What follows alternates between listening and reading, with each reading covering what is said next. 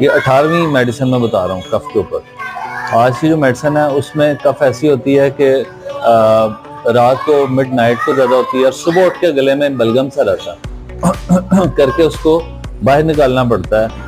और म्यूकस जो बलगम है वो येलो या ग्रीनिश कलर का भी हो सकता है। इसमें थ्रस्ट कम होती है, प्यास कम लगती है और खांसते हुए यूरिनेशन हो जाती है, पेशाब के चंद कतरे आ जाते हैं। जिस तरह लास्ट मैंने मेडिसिन बताई थी कास्टिकम, उसमें भी खांसने से यूरिन के कतरे आ जाते हैं। एक मेडिसिन है सीपिया, उसमें भी ऐसा होता है। और ये जो मेडिसिन है इसका नाम है पल्सटेला।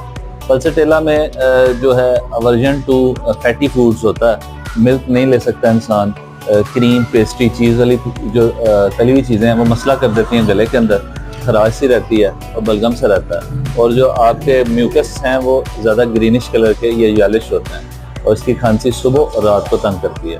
तो अगर ये प्रॉब्लम है तो आप पल्सटेला 30 को यूज़ करें सुबह।